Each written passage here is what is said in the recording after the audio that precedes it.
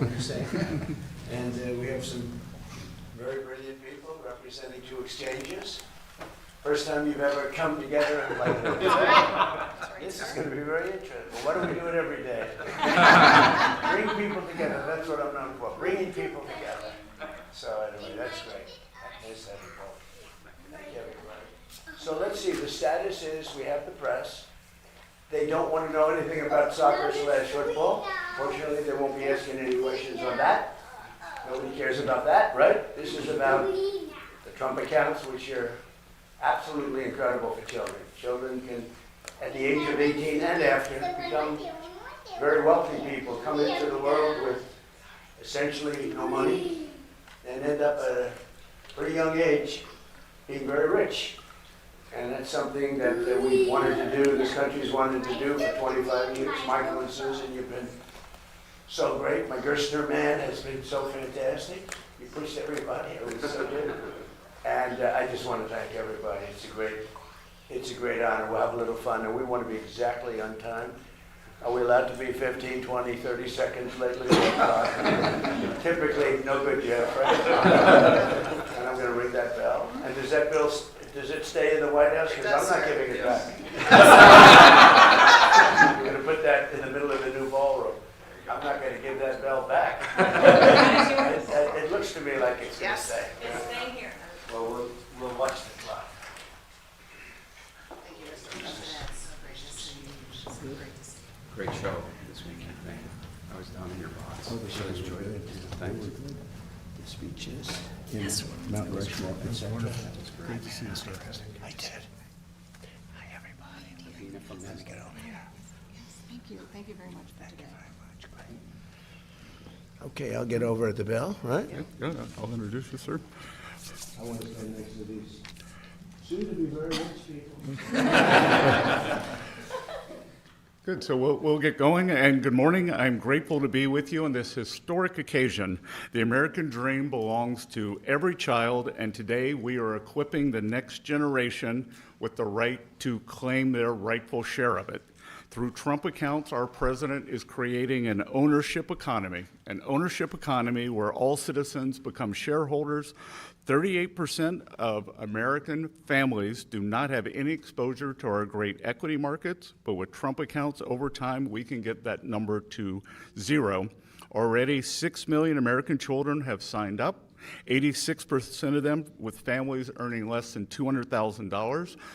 U.S. Treasury, 1.4 million of those accounts will receive $1,000 from the U.S. Treasury to seed the accounts. When the markets open in just a few minutes, Right now. Trump accounts will benefit. So ring the bell, Mr. President.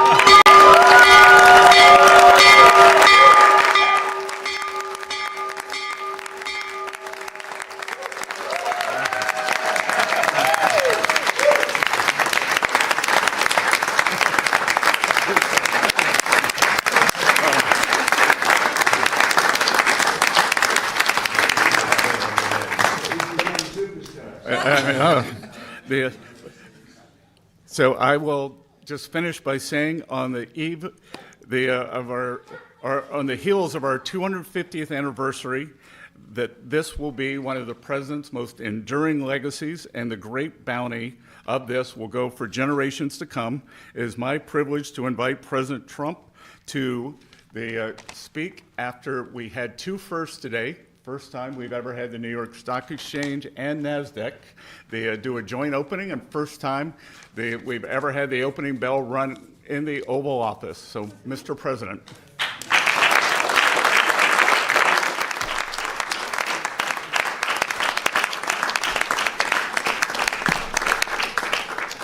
Well, this is very exciting, an amazing achievement.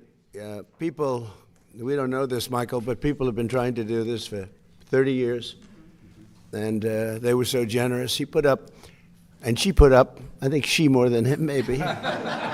Both very much involved, but Michael and Susan put up $6.25 billion, and I'm sure if I make a phone call, they'll do it again. The job they've done is incredible in life, so we want to thank you very much. Amazing, really amazing.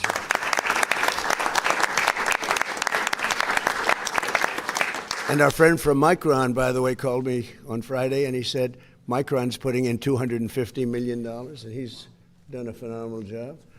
And $250 million, and many other companies and people are putting up tremendous amounts of money. And it's something I'm very proud of. Some people think it's going to go down as one of the most important things we've done during the administration. So after a truly historic weekend celebrating the 250th anniversary of America, today we're thrilled to officially launch the Trump accounts. And we had some beautiful people and speeches and tremendous crowds. We had the biggest crowd anyone's ever seen that unfortunately lightning caused it to leave. And everybody said, well, we'll do it another time. When I heard that, I said, no, we won't. Everybody had left. I said, we're not doing it another time. We're doing it on the 4th of July. And we actually started the speech on the 4th of July. We had to wait a little while, like a couple of hours, let the lightning pass. And everyone had left. And we came back, and they had 150,000 people came back from, they took their car. They're going back home to Texas. They turned their car around. They came back. You wouldn't believe it, 150. I think the 150 was more impressive than the 425 or whatever it was. It was pretty amazing. And Mount Rushmore, likewise, was so incredible. So people love our country. Our country is doing incredibly well. Strongest military in the world has been displayed with Venezuela, who we're getting along with fantastically now. We've taken hundreds of billions of dollars of oil and given them hundreds of billions. They have more money than they've ever made. And we're doing very well. We paid for the war many times over. And then Iran, we're doing actually equally as well. We're just not getting the kind of coverage that we should. But we have eviscerated them military. And the bottom line is our country is strong. We have the greatest military anywhere in the world. I was with President Xi 3 weeks ago, and I said that, and there was no argument. Nobody's arguing. We built it during my first term, and we're using it now for very good reasons, because in this case, Iran can never have a nuclear weapon. We can never let that happen. On Saturday, July 4th, our administration deposited one-time seed contributions of $1,000 each into the Trump accounts of over 500,000 American children. It's a lot. And millions more will be getting additional contributions from generous donors like, as I mentioned, Michael and Susan Dell. They are truly incredible people. Go out and buy a Dell computer. He's not doing it for that. But I'll bet his business, Brad, has gotten even bigger. I have a son that loves their laptop. I have to tell you, no, I want a Dell. We're going to get him that money back one way or the other. And then I'll ask for another $6,250,000. We'll start the whole process all over again. No, he makes an incredible product, and right from the beginning. And Brad Gerstner has been pushing this, so he's a very successful man. Not quite as famous as the Dell family, right? It's Michael, but you are. He's an amazingly successful guy, and he's put up a tremendous amount of money. And again, I want to thank Micron and all of the companies that have already called me, and they're putting up a lot of money. This is nothing. This is not me, and putting the name on it was not my idea. That was a whole group of people that passed legislation, because this is all made possible only by the passage of the great big beautiful bill. And I knew that this was happening, but I didn't know. All of a sudden, I see my name on it in the bill, but I'm very proud to have my name. They think it would sell. They said, it'll sell better if your name's on. I said, look, leave it on. But I did not. I just want to know, I did not ask for it. Michael, is that a correct statement? Did I ever go to you and say, Michael, don't put up the money unless they use my name? No. But I have done that in other cases. I will tell. In certain other cases, I've done that. Right, Scott? But not in this case. This is a very special kind of a thing that took place. It's in a way, it's a miracle. Nobody thought it was possible. Think of it. Children that are born without money, without any money. Great parents. They can have everything can be great, but they have no money. They can become very wealthy children at 18, and they can flip it over, or their people can flip it over into other vehicles at a certain age so that they don't take it out. I would recommend they probably don't take it out. But they can have a lot of money, especially if the market continues. Can you imagine if you did this during Trump a year and a half ago, where the market's gone up at levels? As an example, everybody said when I got elected, there's no way that during the 4-year period we'll ever hit 50,000 on the Dow. And we hit 50,000 on the Dow, I would say, in the first year, records. We had records. What NASDAQ has done, what the New York Stock Exchange, all the stock exchanges, 7,000 on the S&P was impossible during the first year, but they really thought it was impossible in 4 years, and we hit it before the first year. So if the children had invested the money a year and a half ago, we should have acted faster, actually. It's too bad. But it's going to go up. We have a hot country. It's going to go up. I think the market's going to go through the roof. When all those factories open, they're being built all over the country at record numbers. We have never built in the history of our country what we're building now. We have $19.2 trillion, and much of that money is going toward building factories, plants, AI, automobile. We've never built as many automobile plants. They're all over, and they're coming from all over the world. You know why? Because they don't want to pay tariffs. If they build their cars here, they pay no tariffs. So Japan, instead of making them in Japan or South Korea, instead of making them in Germany with Volkswagen and Mercedes and BMW, they're all building plants here now. They're coming out of Canada. They're coming out of Mexico. Mexico took a lot of our business, so did Canada. They're all coming back. I don't know what the countries are going to do, but they're all coming back. So today, with the ringing of the opening bell for the stock market, those accounts will now begin to grow right along with our booming economy. And I really believe we're going to have the biggest boom of all right now. You haven't seen anything yet. Between individual contributions and the seed funds, $800 million in new capital will be invested in the stock market for America's children this week. And I also think that we're going to be putting numbers in the budget, which will be really spectacular, because it's really not costing us anything. We're giving this money to children so they can have a good life. Very early on, they can have a good life. And we're going to be doing also something we're working on later on, and it'll be also, I think, very popular. And I guess the best definition is they have a plan in Australia, which people really like. It's really worked out very well, incredibly well, and very respected. And we're going to be talking about that with Congress and see if we can implement it. And that would be more for grown-ups as opposed to children, but it's something that's going to be great, I think, if we can get it done, and we're going to try very hard.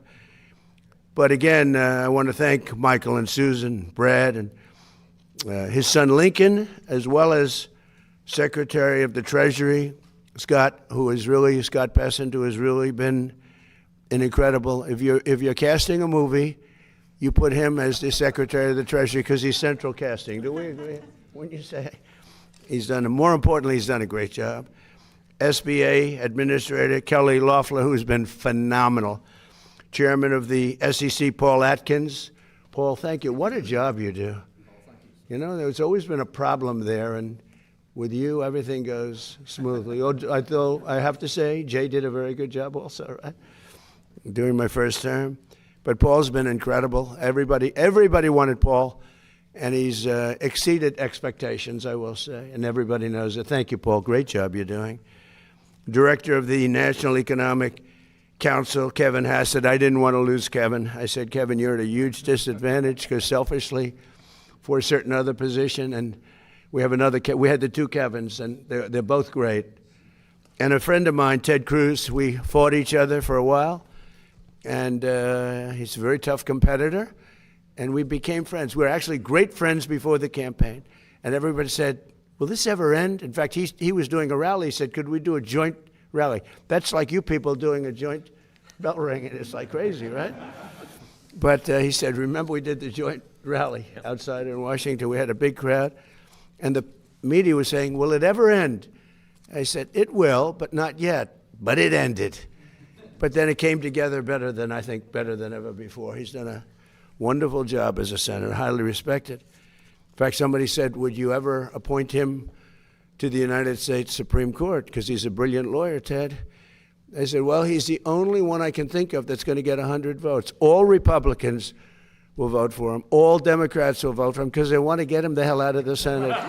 No, if I was having a hard time with getting the votes, I would appoint Ted Cruz. I get 100%, a guarantee.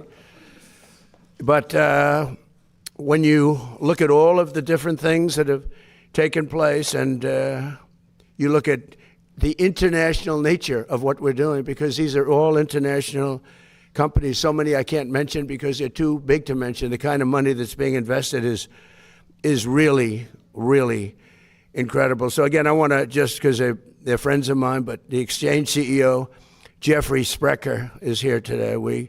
He's an amazing man, amazing success. His wife has done a fantastic job at small business. They call it small business, but when you add it all up, it's probably the biggest business in the world, right? But Kelly has been incredible, and Jeff, thank you very much. New York Stock Exchange President Lynn Martin, we want to thank, and NASDAQ Chair and CEO Adina Friedman, and NASDAQ President Nelson Griggs. We have all of them. This is a fantastic group of people. Thank you very much. Thank you. We've got them all. Did you ever think you'd be in this? Well, this is a great room. This is an amazing room. I always, when people walk in, the biggest people in the world, people that are, in many cases, on your exchanges, right? They walk in and they look around. They go, "Oh my God, I can't believe it." I don't want to use names. Larry Ellison walked in, and he said, "What? Where am I? This is so." It takes a while. Actually, if you're negotiating, you have people at a great disadvantage because they're all screwed up, you know? It's a great place. I think it's the most important room anywhere in the world. So I thought it would be good to do this here, right? We seldom do that. But this was the first ever joint bell ringing between the New York Stock Exchange and NASDAQ. And hopefully it won't be the last. I think it's, there are a lot of things you could do together that would be good. It's amazing the way you came together, and it was really easy. And they're competitors. But it's a great tribute, I think, to all of you that you're able to do this. People are talking about it. The SEC chair, let me ask you, are you shocked that they came? This makes your job, doesn't this make your job a little bit easier? Isn't it nice? Yes, it does. Why can't we do that with Democrats and Republicans? Maybe that's a tougher one. I think that might be tougher. We like borders. We like things that they don't like. But if parents have not done so already, and they are doing so in record numbers, they should go right away to trumpaccounts.gov and sign their child up for a free investment savings account. And again, a lot of people are people that are uninvolved in terms of they don't have the children, but or their children are older, but they're putting millions and millions of dollars into the accounts of poor children, financially poor children. And the parents can't even believe what's happening. So it's an amazing thing. But parents, loved ones, churches, and generous companies and individuals will be able to contribute funds to these accounts to grow throughout the child's life. And again, if we have a good market like we do now, they're going to become actually very rich. They'll have hundreds of thousands of dollars. Think of that. Think of it, a child that has no money can have hundreds of thousands of dollars at a very, very young age. Accounts could grow to be worth numbers that nobody ever thought even possible just 6 months ago before we did this. And again, I have to thank Michael and Susan because they were so proactive. It was really amazing. I just think they're amazing people. So Trump accounts are about giving every American child a stake in America's future and getting some of the upside. And nobody's seen anything like it. And senators like Ted Cruz were at the forefront, and they should be really commended. People have to remember it in the future.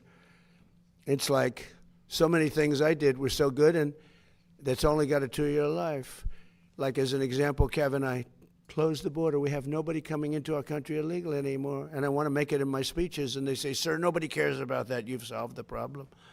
I said, "I'd like to talk about it." They said, "Nobody cares about the border. You've solved that problem." I said, "What kind of a business? You solve a problem, you're not even allowed to talk about it. Nobody even wants to hear about it. It's pretty tough."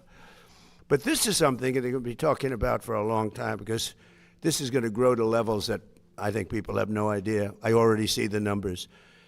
So there could be no better way to begin our 250th year. It is so appropriate. Think of that. We're doing it just at this time, this special time.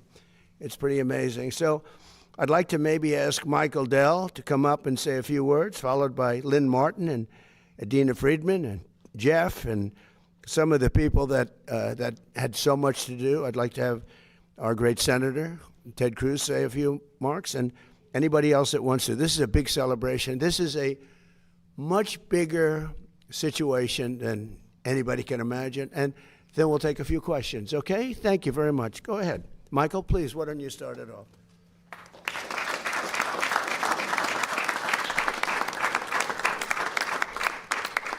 Thank you, Mr. President. Susan and I are very honored to be here as we celebrate the 250th. You know, 42 years ago, I started a company in my dorm room with $1,000. And today, every newborn American child will start their life with $1,000 invested in America's greatest companies, compounding for the future. But Susan and I didn't want the children that were born just before to be completely left out. So we are contributing $6.25 billion, $250 to 25 million eligible American children born between the ages of 2016 and 2024, invested in America's greatest companies for their future, for their tuition, for down payments, for startup capital for a business. And to every business leader out there who hasn't already joined us, please join us. You know, 250 years ago, our founders in the Declaration of Independence, which is right there, pledged their fortunes to an idea. Today, we're pledging our fortune to the next generation of children. So to tens of millions of American children, your American story starts now. Thank you. Susan.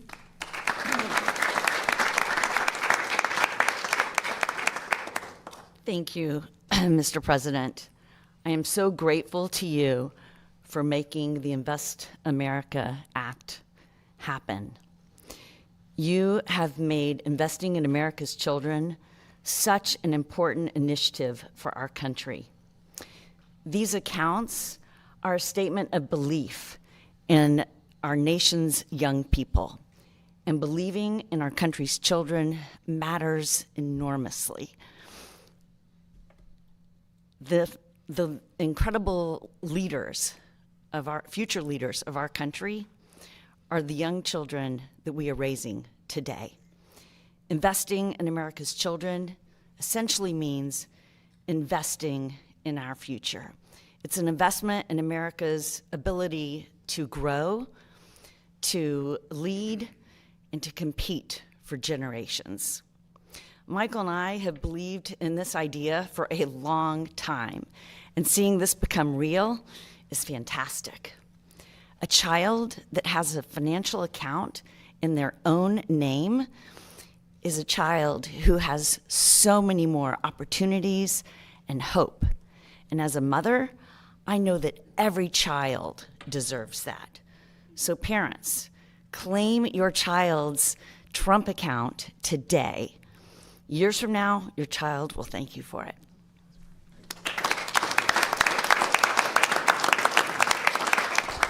Mr. President, thank you so much for having us today. It is truly an honor to be here for this occasion. For the last couple of days, we have celebrated the thing that makes this country unstoppable, and that is our freedom. And out of freedom is born the American dream. And today, under your leadership, it is the purest manifestation of that American dream. You are offering the American dream to the youngest generation to allow them to participate in the great wealth of America. And as the president of the New York Stock Exchange, we couldn't be more proud to be here, more grateful to you and your leadership, and more optimistic about the future of this country, which is going to be led by this next great generation. We were born on the corner of Wall and Broad Street, where our first president was inaugurated. And we could not be more optimistic about this nation's future. Thank you so much. Mr. President, thank you very much for inviting us into the Oval Office today to celebrate something very special. As Americans, over many, many generations, we have come together in unity. And today, the NASDAQ and the New York Stock Exchange have come together in unity for a great common cause, the Trump accounts. The Trump accounts are underpinned by the U.S. capital markets, which are really the engine of the greatest economy in the world. But part of that promise of the markets is to make it so every American can share in that great economy. And today, with the Trump accounts, the next generation of Americans, every American, will have the opportunity to be a part and share in this prosperity of this nation. So I want to thank you for your vision, Mr. President, on behalf of NASDAQ and on behalf of the millions of families who will benefit from what you've created. So thank you.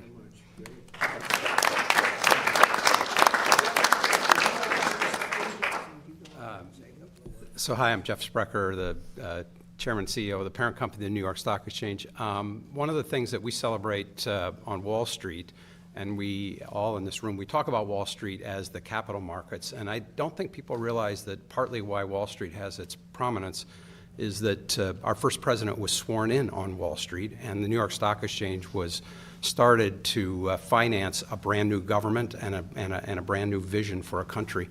So it's amazing that 250 years later, this president is making that available to all Americans directly. And so it's incredibly fitting in my mind that we're here in this capital, which obviously is no longer New York, to widen the markets for everybody in the country. So thank you, Mr. President. Yeah, thank you.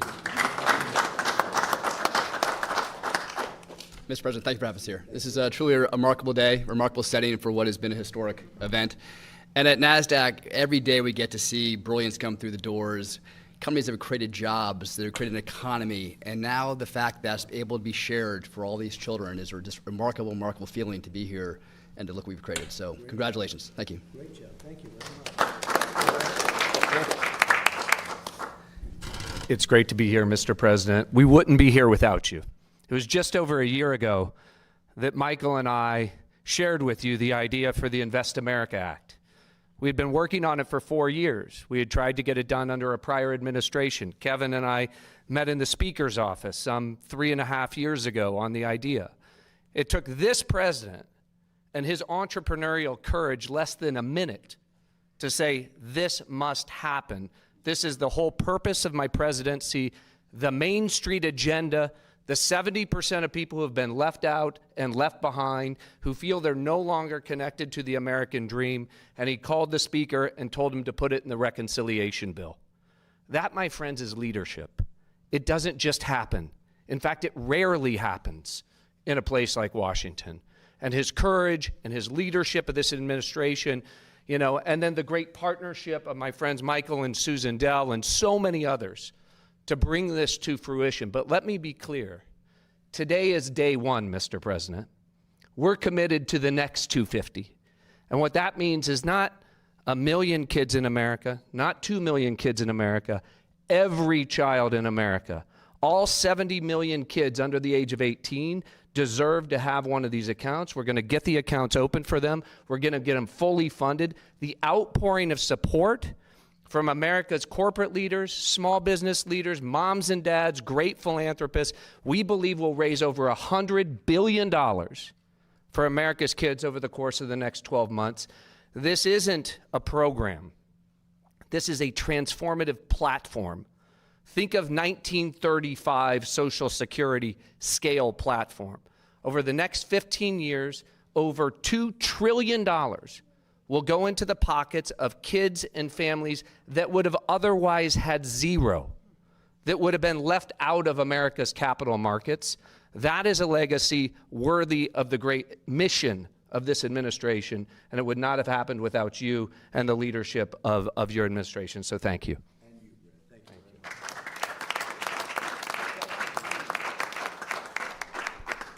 Mr. President, I want to congratulate you on your historic leadership. The document hanging on that wall just turned 250 years old, as did the nation that it created. And the bell that you just rang on the Resolute desk, I believe, heralds in that the next 250 years will be even greater than the first 250. You mean the bell that I'm not giving back? That I am not giving back. I think everyone knew you were going to keep the bell. And on behalf of all Americans, thank you for getting rid of that ridiculous red card. This is his. It was spectacular. There was a reason the FIFA trophy sat here for as long as it did. Mr. President, this program, a second ago, Brad made reference to 1935 and Social Security. Trump accounts are in many ways Donald Trump's New Deal. But instead of having government taking care of everyone, Trump accounts are about making every child and every American a capitalist. Every one of our kids is now going to be an owner of the biggest producers in our country. Kids, you guys there, each of you are getting an account. These folks here gave you $250. That's a lot of money that you have right now. And you know what? With that $250, you've purchased a little bit of a bunch of big companies. You know McDonald's? You now own a little bit of McDonald's. When you go to McDonald's, you can look around and say, I own this place. If you get on an airplane and fly, you look at a Boeing airplane, you now own a little bit of Boeing. Can you believe it? You're an owner of Boeing? That is transformational. That changes the way every child looks at the world, and the ability to accumulate life-transforming savings, hundreds of thousands, millions of dollars for the kids of single moms, that is powerful. And Mr. President, in particular, I want to thank you for your unequivocal commitment that this administration, your administration, is going to auto-enroll every child in America. All 70 million children will have accounts open for them, accounts that can then receive gifts from people like Michael and Susan and Brad.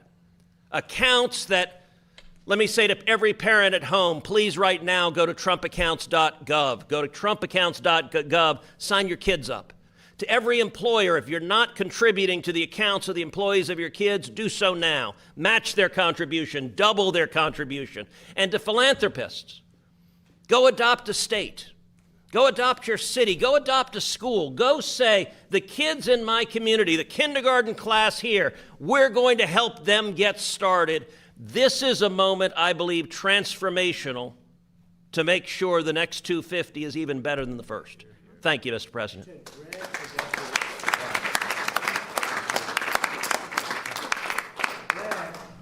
Rich man, he adopted an entire state.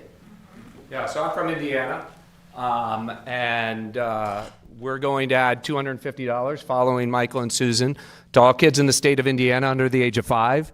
Ray Dalio in Connecticut. We have lots of philanthropists. They're adopting states, cities now. We have the city of San Francisco has been adopted, the city of Oakland, and recently with with Katie, we've adopted a school in the city of Durham. We've adopted a Boys and Girls Club in Philly.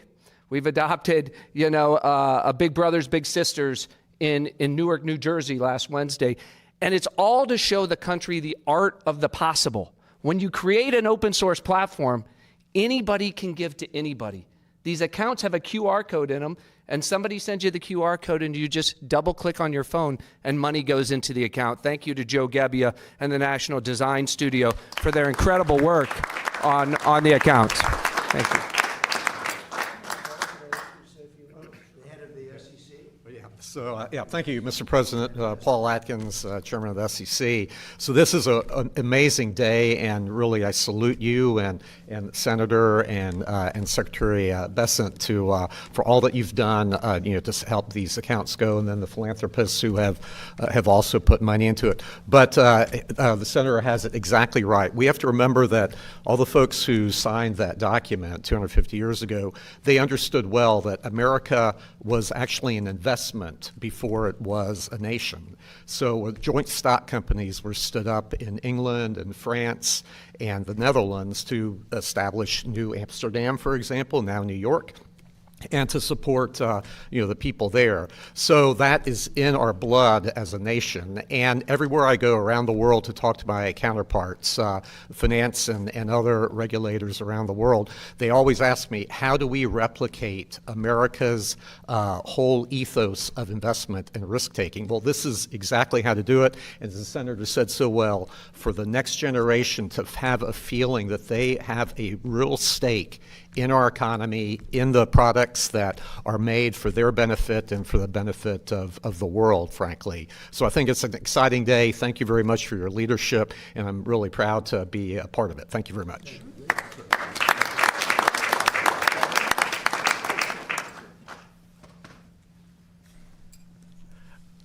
I'd just like to add a couple things. There have been so much wonderful things have been said, Mr. President, about what you're doing. This is absolutely transformational. I'd like to tip my cap to Secretary Bessent. His staff originally told him when this idea was floated that it would take a year or two. And Scott said, no, it's got to be the 4th of July. And they delivered. I'd like to thank the designers of the app, because every kid, as Scott arranged and as you were key to discuss, every kid can look at what firms they own.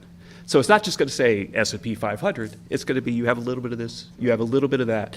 And so we believe what it's going to do, sir, is connect America's youth to our vibrant economy in a way that's never been done before. So thank you very much. Thank you.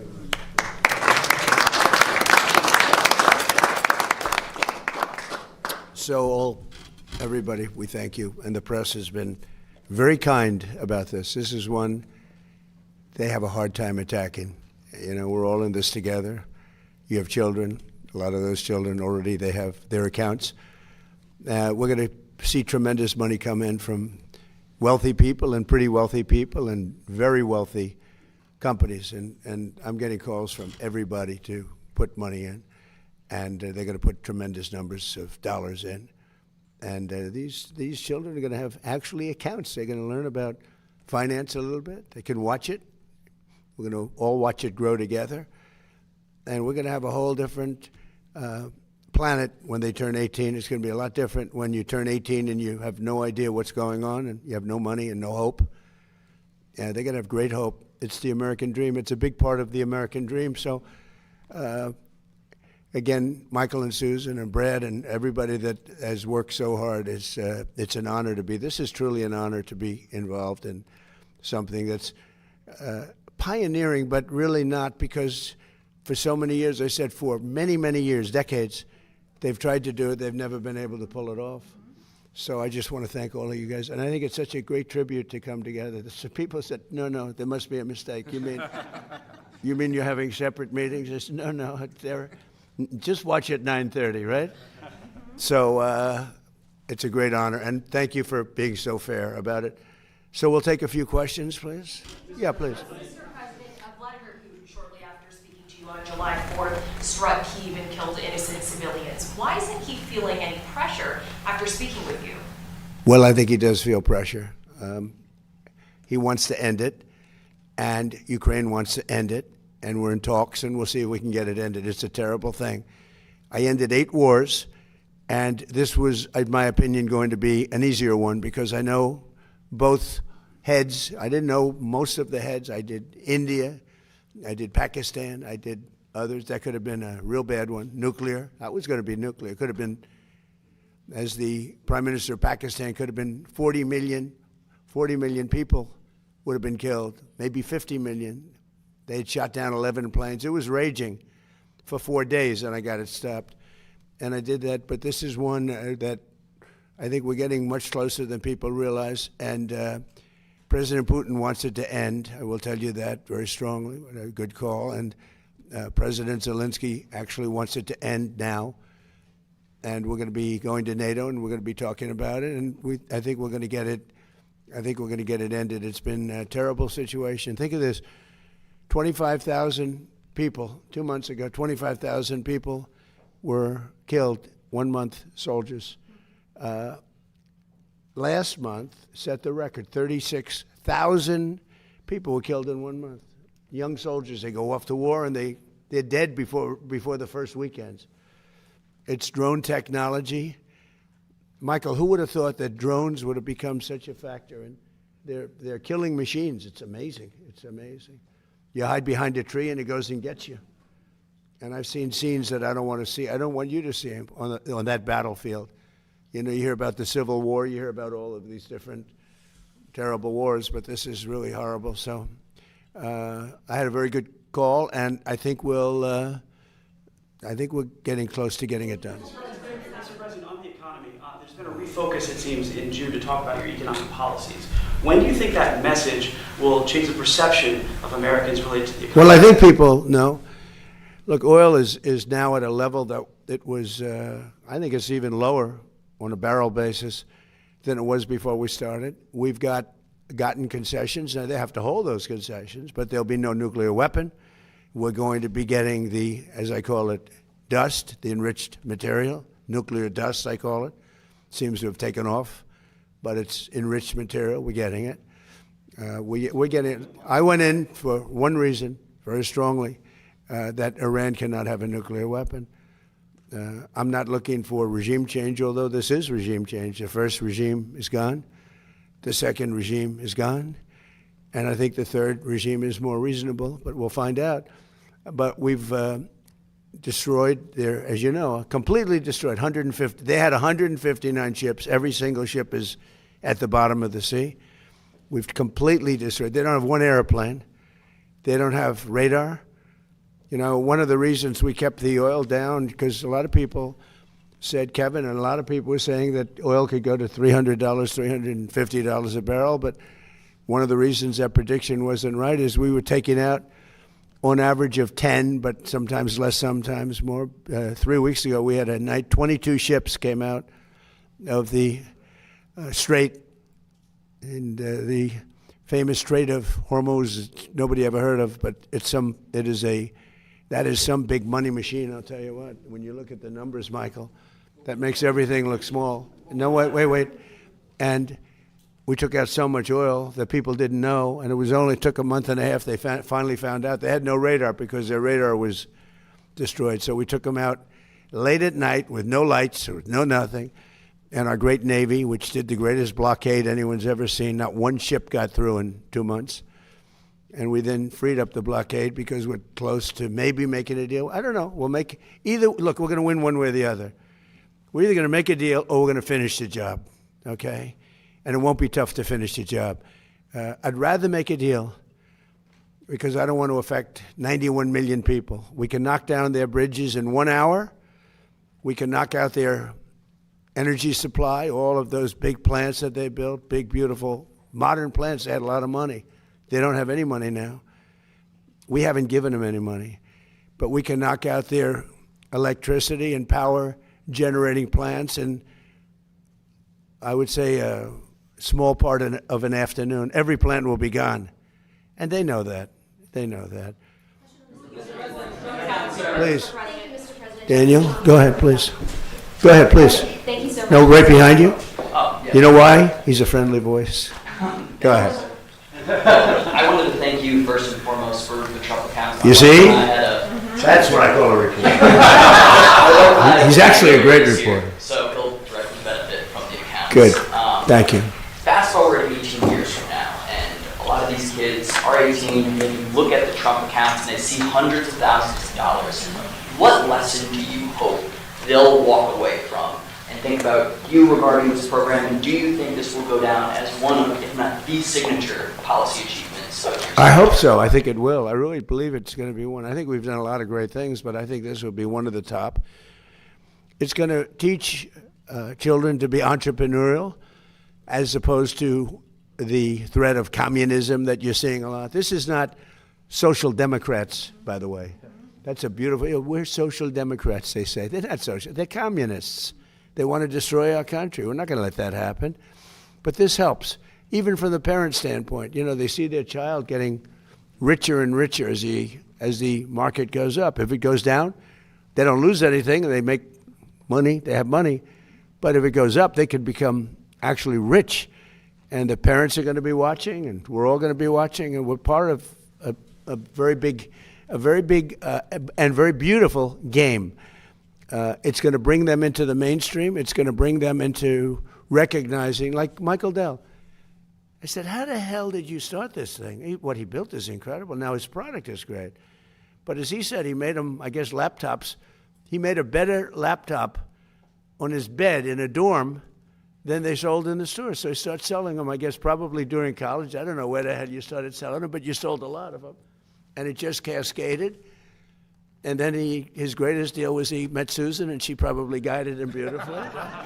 That was probably his most important thing. And they have great children, great everything. But, it's a beautiful story. Think of it. They gave $6.25 billion.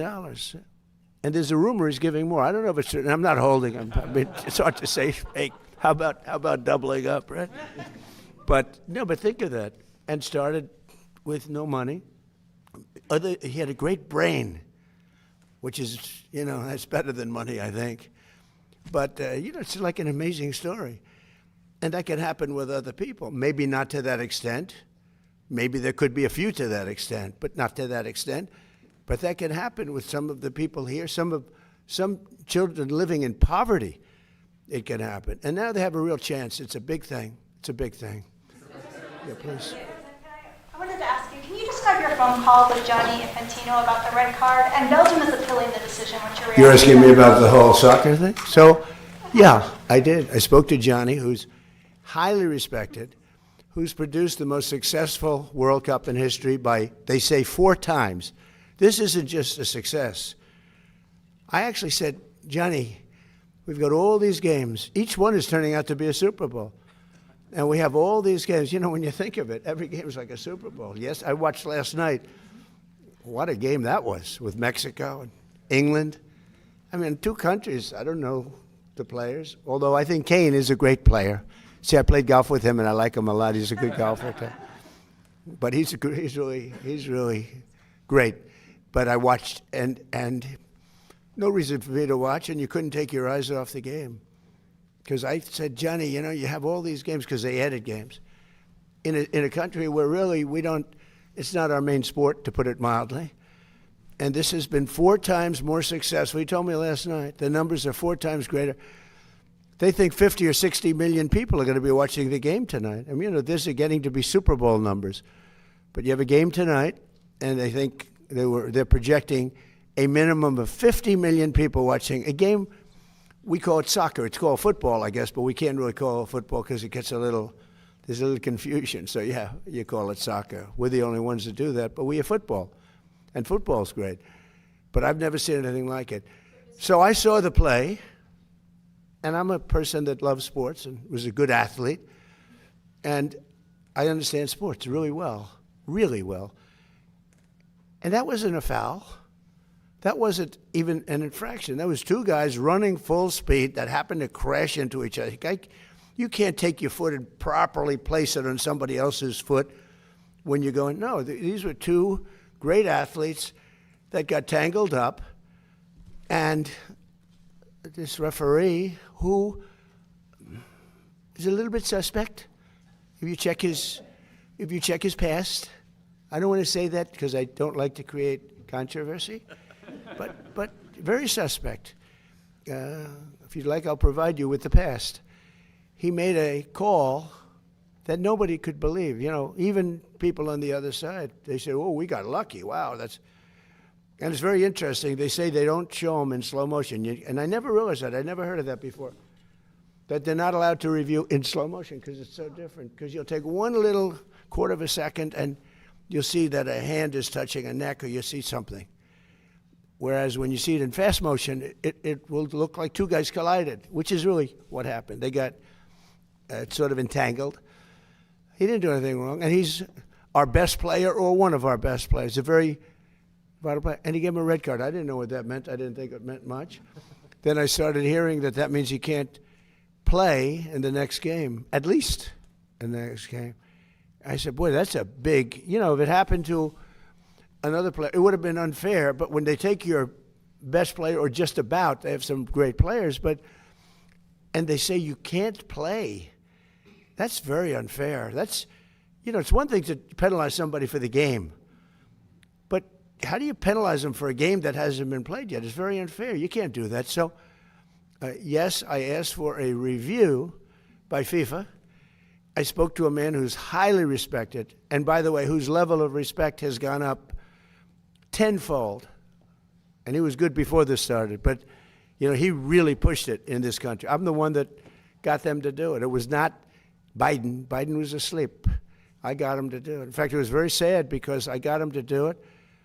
And if the progression was normal, I would have been retired now. The Democrats are saying, man, we should have just let him have his way. We would have had him gone. But I said, you know, the saddest thing is I got the Olympics and I got the World Cup. I tried to claim 250 years too, but that didn't work. They said, that one is what it is. No, I tried, but it didn't work. But wait. So I got him. I was so proud of it. And then I realized that, you know, I wouldn't be president during that because I would have been out of office by that time. I felt badly. The beautiful thing about what I did is I ran. I never thought of it. And then all of a sudden I realized, you know, I just got the Olympics, and I totally got that myself. And I just got FIFA. I got that myself. We gave a little piece to Canada, gave a little piece to Mexico. I got that myself. And a lot of people helped, like that man right there, Kevin. A lot of people, you know that. We worked hard on that, and we got it. But what we didn't know is how successful it was going to be. I didn't know. I said, Johnny, is anyone going to show up? Because, you know, we're not really, I think soccer's doing much better, but I couldn't imagine. If you would have said to any very smart of these, like people like this, that the numbers they're doing now would be happening, they've never seen anything like it. Think of it. Take the most successful Olympics or the most successful FIFA, and you look at what's happened. You look at the numbers for this in the United States, just compared to FIFA, and it's numerous times more. It's not like 10% more, 2% more, 5% more, which is more expected. It's like 4 times more successful than anything they've ever done. In fact, I said to Johnny, let's do it again next time. And he said, that would be hard. I said, no, you do it again. But at the same time, you give it to somebody else for the next one. I don't know. It's a little crazy idea. But all I did, I asked for a review because I didn't think it was a foul. And, you know, again, I'm good at this stuff. I didn't think it was a foul. I thought it was 2 great athletes that crashed into each other and got entangled. That was not a guy punching somebody in the face or anything that, you know, would be different. And I think it's a terrible, if they wouldn't allow, you know, a top player, maybe the best, maybe among the best players on the team to play, I think it would have had a big stain. And I related just that feel. I didn't tell him what to do. I can't tell him what to do. But and I don't believe he made the decision. I think it was a committee that made the decision. And they made the right decision because, number one, it wasn't a foul. And you want to see a game with your best players. You don't want to say, how would you feel if I took, we take Messi out? Look, you know, he ran into somebody. Or we took Ronaldo, you bunked into somebody, we're going to take you out of a game. He's great. Or Harry Kane, we're going to take you out of the game, Harry, because you happen to hit somebody a little bit harder than you can't do that. If you would have taken him out, I think it would have really stained this incredible champion. We got to have our best players, and Belgium's got a great team, by the way. We got to have our best players, and they have to have their best. And if we win or we lose, it's fair. Otherwise, let's say we lost him and we lose the game. It would be a terrible thing. So I think they made a really brilliant decision. I think the referee's call was horrible. And nobody talks about that. They talk about the red card like it's fine. Nobody talks. The referee's decision to red card. I didn't know what the hell a red card was. When I found out, I said, you got to be kidding. This guy just hands up, okay, your best player is not going to play next week or in the next game. I said, wow, that's a lot of power. That's terrible. But then I looked at his past, and it wasn't so great. Okay. Yeah, Mr. President, are you going to talk to the Belgian Prime Minister before the game? I didn't think of it, but I would. He's a good man. But I will tell you this. The people in Belgium If they win the game, they can be very proud. If they would win the game with a player missing, it would have been a different feeling. You can't do that. And I'm very glad. All I did was ask for a review. I didn't say, you have to do this. This man is a smart, tough man, Gianni Infantino. He's a smart, tough man. And his stock has gone through the roof because the job he's done has been great. And I feel we have to have all the best players on the field. You can't take the best players. Yeah, please, Go ahead. Thank you. Liam Cosgrove with Zero Hedge. What is your plan to facilitate broad adoption of these? And you mentioned, the communist issue, particularly that crowd, to get them to participate in this. Yeah. Since I see Anthony Populato's here, and he's probably going to ask, is Bitcoin in any way going to be related to this in the future? Are there plans to put Bitcoin into Trump accounts? Well, I've become a big crypto guy only for one reason. If we don't have it, China's going to have it, and they would like to have it. But now they're not even trying that hard because we've taken over crypto. But I'm a fan. I wasn't initially. I didn't know much about it. But for some of my first term, I wasn't much involved, but I'd watch. And I watched it grow, and it's a huge industry. And I got involved in it a little bit for politics, because I realized that a lot of people love crypto.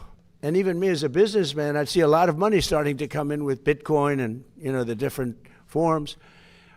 And I said, this thing's got a lot of life. And then I hear China was going to make a heavy move on it, just like they do for AI. By the way, we're leading China substantially in AI, by substantial. And one of the reasons is when they build these big plants, I allow them to build their electric generating units, whether they use nuclear or oil and gas, whatever they want to use, they can use. Except wind, we don't allow wind. Wind is terrible.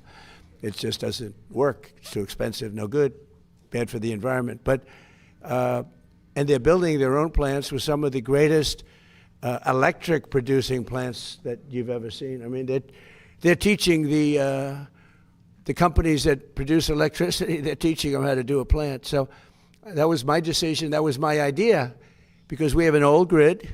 It's tired. It's old. It would take years to fix it. And now we're actually taking the excess energy that they make. We need more than double the energy. If you take all of the electric that we have now, you need more than double it to power that industry, which is so shocking. When I first heard that, I said, no, you mean like a little, I couldn't believe that, Jeff. I heard more than double. So all the electric we make for everything to power that one industry. Now, with that being said, it's a massive industry, and it's going to be for good. I mean, look, we're going to have guardrails, and we have guardrails. You saw that a couple of weeks ago. We were able to stop something that we didn't like. And by the way, the company was very good. They were very good. You know that. But it can be used for tremendous good, and mostly good and some bad, and the bad we have to stop. But it's a massive industry, and I think things are going to happen. What you're seeing here with the kids, I think something could happen in that regard too, with a contribution to the people of our country. I'll give you a little inside information. Am I allowed to do that, Miss? Well, we have Paul. Am I allowed to do that? That's a little inside information. You understand? Scott, you know what I'm talking about. No, I think you're going to see a contribution made by those, because they're making tremendous amounts of money. They're also creating tremendous, the things that are happening in the world of medicine because of AI is not even believed. I'm friends with many doctors because of what I'm doing as president, and I've become very friendly with a lot of them. They're great. They're great as long as they tell me I'm healthy, okay? When they tell me I'm healthy, so far so good. Where's a piece of wood? But a couple of them got together last week and they said, we can't believe the progress that's been made in disease. Things that they didn't think would happen for 10 years happen in a matter of minutes, a matter of seconds. So that's going to be used for good. But we're leading China by a lot. We're leading everybody. Crypto's the same thing. If we didn't do it, China would do it. It's a massive industry. And frankly, when I went very pro-crypto, as you know, Biden was totally against it, but he has no idea what crypto is. He had no idea. He didn't have a clue. But they were very violently against it. They were putting people in jail. What they were doing to the crypto was horrible. It's amazing it survived that onslaught. It was a weaponization of government. So when I went very much for it, And I must have gotten, I think I got 100% of the vote. But what happened is, I think it was 100 million people. That's a big industry, and that means some pretty good things. But what happened is Biden then, after he was getting killed, he was down so much, all of a sudden they became pro-crypto. And their head of the SEC was horrible, unlike Paul, who's really good. No, I mean, he's the best man for the job. Everybody wanted him. But he was horrible. What he was doing to the crypto, they were putting people in jail. Oh, you know that better than anybody. Good people, great, prestigious people. They were putting them in jail. And I said, you got to be kidding. And they were trying to destroy the industry. Okay, ready? So now I'm killing Biden. I'm winning by so much. And all of a sudden he becomes totally pro-crypto. They dropped all investigations of everybody. They allowed people to come out of jail. And every time I see a crypto guy where they dropped an investigation, I said, you're lucky I'm president, because they, I don't know if you know, the Biden administration became totally pro-crypto that last couple of months, because they were getting killed. Because crypto has a tremendous audience. So yeah, I'm very much for crypto, because it's not a question of a personal thing. Because I let my kids do whatever the hell they do, they can do. I don't ever talk to them about it. I'm allowed to, I think. I'm allowed to, but I don't bother, because this office is a much higher calling. So I make, as president, the president of the United States get essentially $2.5 million for 4 years, right? Wait a minute. It's spread out over a period of 4 years. It's about $2.5 million. I waived my salary. Now, I figured, because we've had other wealthy presidents. We've had Kennedy, and we've had FDR was very wealthy. Teddy Roosevelt was wealthy. And one of the wealthiest, believe it or not, was George Washington, who wasn't in the White House, but there are pictures of him surveying this ground. He's the one that sort of picked the location. I think he made a good choice. He picked a good location. But George Washington had 2 desks in his pre-White House. One was, and they were right next to each other. One was for business, and one was for the presidency. He had 2 desks in the same room. And so you're allowed to, but I choose not to. I don't talk to my kids about, this stuff. But I will say this, to me, cryptos are very powerful. A lot of people are using it. Bitcoin, they're using it at levels that I don't think anybody understands really how powerful. And if we didn't do it, China would do it in a minute. And if we let our guard down on AI, if I didn't come up with the idea for electric plants, producing plants, they become a utility. Basically, these guys producing, you might as well put them down. Paul, I think you should mark them down as utilities, because frankly, in many ways, I'm more impressed by their electric plants. And they're building them on top of the buildings, alongside of the buildings, standalones right next door. But you have to see some of the electric producing, the generating plants that they're making, nobody's ever seen, because they're brilliant people. And it's a fantastic thing. But if I didn't come up with that idea, maybe somebody else would have. I doubt it, because it's too simple. I mean, it's such a simple idea. Do you know that your friends, Michael, when I came up with that, and I told Mark Zuckerberg, I told Bezos, I told all of the people, AI, Sam, Elon, I told them all, I said, no, I'm going to let you build your own plant, and I'm going to get you fast approvals. They thought I was kidding. They said, and they would submit plans without an electric plant. And I'd get calls from Lee Zeldin, who's a star, environmental, fast approvals, good approvals, but fast. And they call up and they say, sir, these plants are not taking advantage. And I call them and say, why aren't you producing? They said, we thought you were, every one of them, they thought I was kidding, because they can't believe it. Number one, they can't believe that they're approved in a matter of weeks, because if this was somebody else, it would be 20 years before. They're all under construction. We do rapid approvals. And some are nuclear plants, because nuclear is now really hot and safe. I was not a huge proponent until 2 or 3 years ago, and then I saw my uncle was a big nuclear guy at MIT. He knew nuclear better than anybody, I think. Anybody in the world, probably. He was the smartest guy. He was at MIT, the head, for 41 years. And he said to me one day, he said, nuclear is going to be the most important thing, but it's also got to be watched. It's got to be watched very carefully, because it can build the world but it can also destroy the world. He said that. I said, Uncle John, that was a long time ago. But he was exactly right. He called it exactly right. But what they've done with nuclear in terms of generating energy is absolutely, a submarine can run at full speed for 30 years without having to refuel. The only thing it has to do is come up every 90 days for food.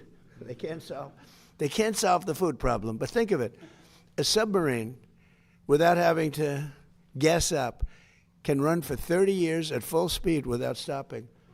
I mean, who would believe a thing like that? But fortunately, we have the best technology and we have the best submarines. It's something we lead the world in by 15 years.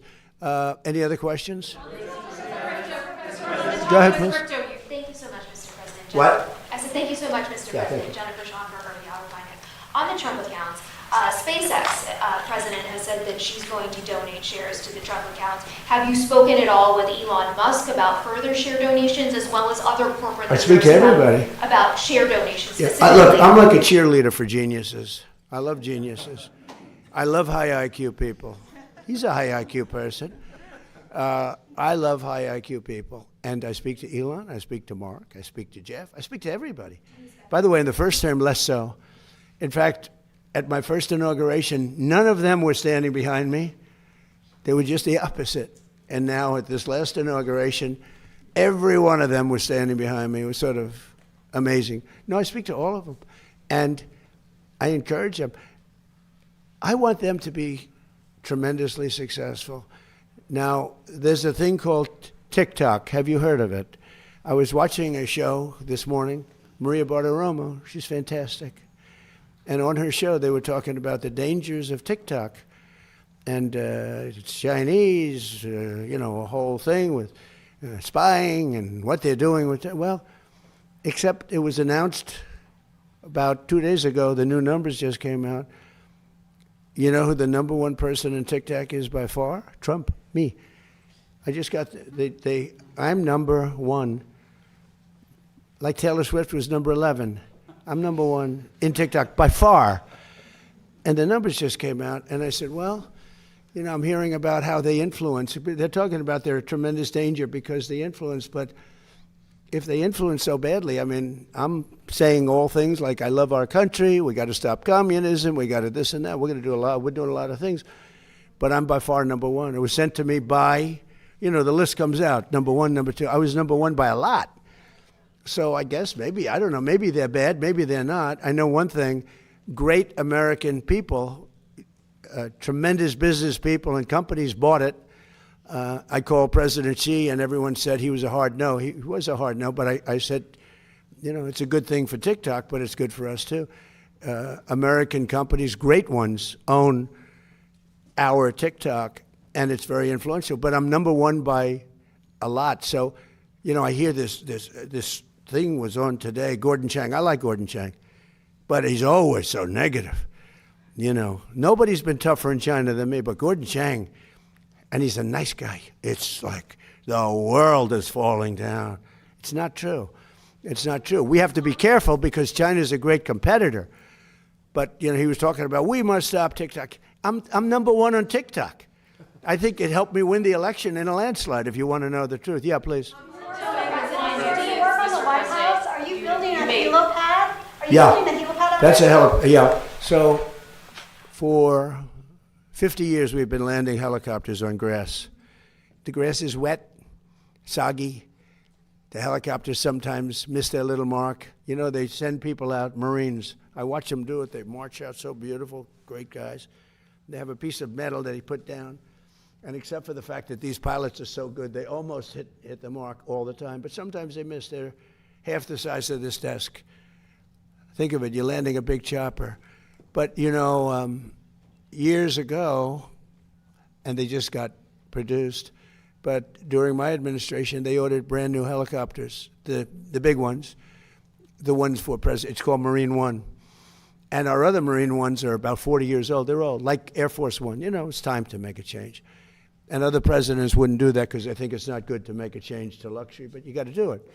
Other countries have them. So Sikorsky we ordered a number of Sikorskys as the helicopters back and forth. Well, they're about 2.5 times more powerful than the old ones. And when you land on the grass, it's not that the grass gets discolored, it gets ripped out. And it was all over. They landed it once, and nobody planned for this. This was a little bit of a planning mistake. So they landed the helicopter, and half of the grass was sitting in front of the Oval Office front door. The rest of it was scattered all over I mean, literally, it didn't singe it. It also singed it, by the way. But it literally lifted, because of the power. It's tremendous. And everybody said, well, we'll keep using the old helicopters when we have to land at the White House. And for everything else, we use the new helicopters. They said, that's a pretty expensive deal. You wouldn't do that for your company. You'd figure out an answer. So I said, because I have helicopters, and 3 of them. And I said, because they've been great for my business. I think they're incredible. So Sikorsky 76, right? And I always was lucky. I always got helipads. Other people don't. Very hard to get. The hardest thing to get is a helipad. Okay, there's no harder zoning thing to get is a helipad. And I had like 7 of them at different places, so I could go around by helicopter. And I said to the people, have you ever thought, these are generals, Air Force generals that are brilliant, and you know, you get used to a certain thing. They'd bring out the metal, but this was, now the metal didn't work because the power of these helicopters is so great it ripped up the grass, right? So I said, has anybody ever thought of a helipad? Because I build them, and they go quickly, and it solves all of the problems. So he's laughing. It's true, right? It's crazy. So it was funny. I said, has anyone ever thought of a helipad? I had like 6 generals in front of me. And they're going like, wow, that's a good idea. You know, it's like the paperclip. It was such a simple invention. Probably he says that about a laptop. To him, it's a simple thing. To other people, wow. But the paperclip. 200 years ago, a gentleman came up with the idea for a paperclip. And he made a lot of money, became very rich. Not as rich as Michael Dell, but rich in those money. And what happened is everybody was jealous. They said, why didn't we think of this? Same thing with a helipad. So now we're building a helipad, beautiful helipad. And it's got the seal of the White House on it, in granite, in carved granite. It's really a beautiful thing. And I'll tell you, Sikorsky is paying for it. You know why? Because they didn't tell us how powerful these helicopters were, and they felt a little bit guilty. They sold us, I like power, by the way. I think it's great for a helicopter. But they probably, I don't know, they felt a little guilty. And they are paying for the cost of it. It's about $5 or $6 million. They're paying the full cost. And when I heard they were paying the cost, I went out and said, let's do a beauty. Let's not just do a piece of concrete and paint it white, which is why I just put beautiful concrete, nice, and we paint it white. This one is a beauty. It's got the seal of the White House. It's beautiful, the eagle. And it's carved out of granite. It's done by some of the most talented people you'll ever meet. And you're landing on granite, which is the strongest stone that we can. Like the outside walk is black granite.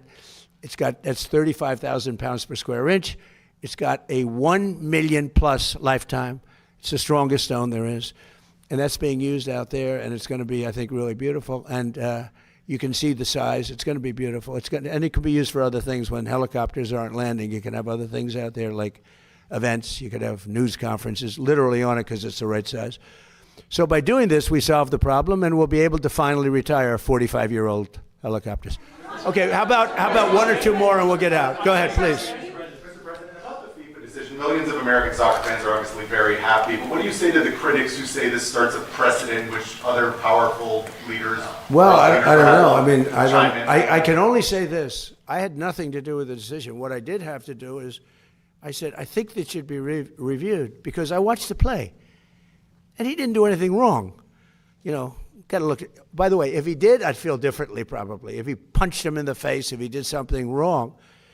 I thought your young, wonderful basketball player, Caitlin, I thought that she was treated rather rough, if you want to know the truth. That was a much different kind of an event.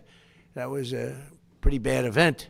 But in this case, he didn't do anything wrong. 2 people ran into each other. And by the way, if you look at that game, there were 10 instances where it was much rougher than that. So I think it starts with the fact that it shouldn't have been a foul. And then you have to look at the person that raised the card, and that's up to you people. You look at it. But I didn't think it was very good because it was not good. And I think that Johnny is brilliant at what he does. And I think they made, I don't think it was his decision, it's a big committee. And after reviewing it, I think they said, look, this game would have a big mark on it. If we lost, if we won, no matter what happened, you have to let them use their best players. And the game tonight's going to be amazing, and we're going to have a full team, and Belgium's going to have a full team. And you know what? If they beat us, then they can be really proud. The other way, if they beat us, we'll say I say it was rigged, just like the election was rigged in 2020, but I won't get into that. Ladies and gentlemen, thank you very much. The Trump accounts are great. Thank you.